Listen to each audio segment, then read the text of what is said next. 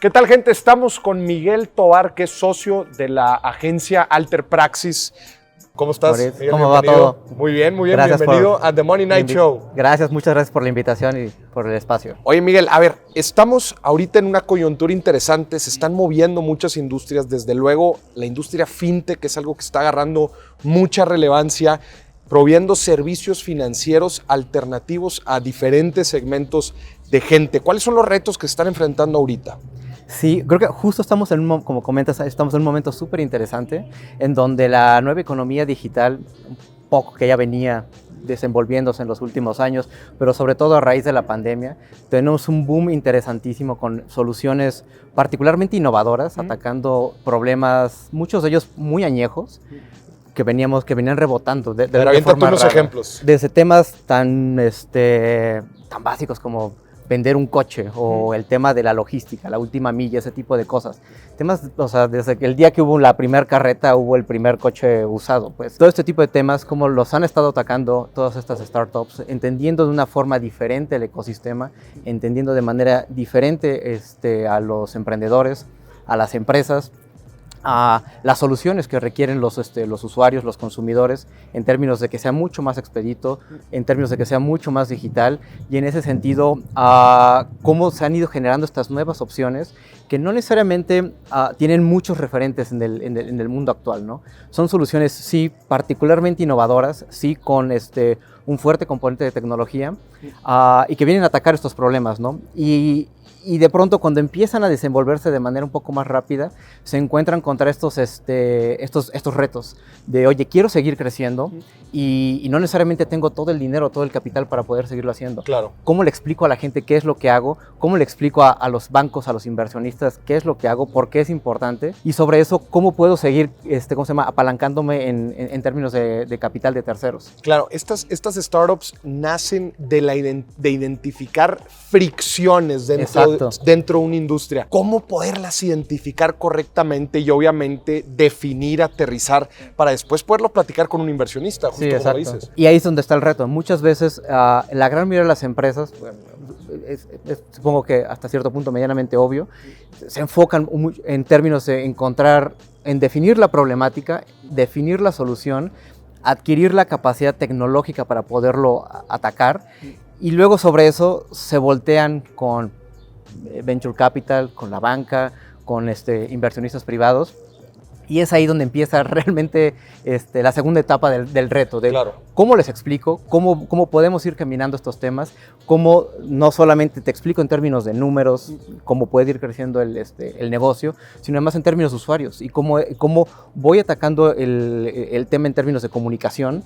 Y en términos de eso, voy atrayendo a los usuarios a que confíen en la solución que tengo, que nunca antes la habían visto. Aviéntate unas mejores prácticas aquí de cómo pueden lograr esto, generar una buena comunicación para transmitir en realidad cuál es su modelo de negocio, cómo es su modelo para atraer clientes y obviamente, como dices, cómo es la estructura de ir creciendo escalonadamente financieramente. Creo que una parte importante es entender en sí la problemática que se está atacando de la manera más vivencial, ¿no? O sea, como decía, desde cómo levantar dinero, cómo vender un coche usado, cómo resolver los temas de última milla, en términos de esos retos y contar una historia.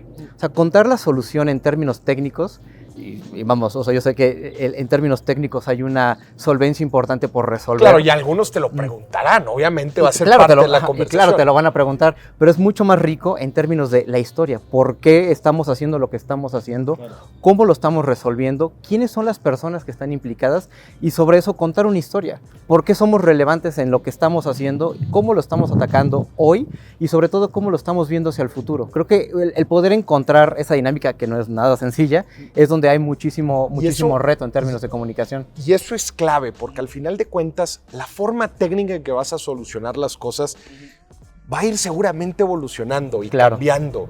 Y también la forma de ver el mismo problema o atacarlo también puede cambiar. Entonces, como tú dices, tener también una visión de cómo esta industria, esta problemática, las necesidades del cliente pueden ir evolucionando con el tiempo, es fundamental al momento de comunicarle a alguien más nuestra idea, nuestro negocio, ¿no? Claro. Y sobre todo en términos, como justo decías, la idea, la problemática y las soluciones van a ir evolucionando de manera, y de hecho, bastante rápida. Y en ese sentido, entender cómo nuestra solución se va a ir desenvolviendo, cómo va a seguir atacando y va a seguir siendo relevante para los consumidores. Y en términos de eso, y ese segmento que uno está atacando, cómo uno se voltea con los inversionistas, cómo uno se voltea con el venture capital, cómo uno se voltea con la banca y le dice, y les comentas, estos temas van a ir cambiando y en términos de eso mi negocio va a ir cambiando, claro. Se va a ir ajustando a eso. Los retos de hoy no van a ser los de mañana y por mañana es ni siquiera un año. Estas empresas... Un año, sí, un año es bastante. Ya están levantando las series D, ya están en la bolsa, pues. El punto es cómo transitas ese camino sin tropezarte y generando la confianza necesaria para que sigan invirtiendo en tu negocio. Claro, y como dices, el tenerlo en el radar da la confianza de que sabes esta evolución que puede haber, que sobre todo vas a buscar preverla o vas a buscar pivotear en el momento en que se encuentre. Por último, Miguel, platícanos para ti cuáles son los modelos de negocio más sexys que hay ahorita. Sobre todo en términos de soluciones fintech, hay una beta interesantísima. Creo que de primer momento lo entendíamos como un gran monolito el tema fintech, tecnología y finanzas. Y sobre eso se ha ido segmentando de manera súper interesante en términos de las necesidades de cada uno de los nichos de mercado. De nuevo, o sea, en términos de e-commerce, en términos de logística, en términos de inventarios, en términos de rentas de espacios, en términos de inmobiliarios.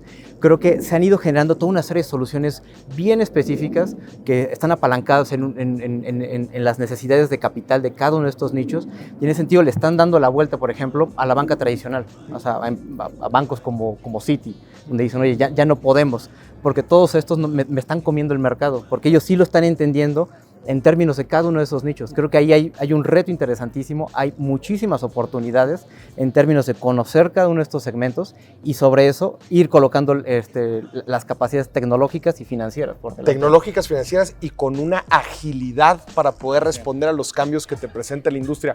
Señoras y señores, Miguel Tovar con nosotros de Alter Praxis. Muchas gracias por estar con nosotros en The Money Night Show. Nos vemos hasta la próxima. Gracias.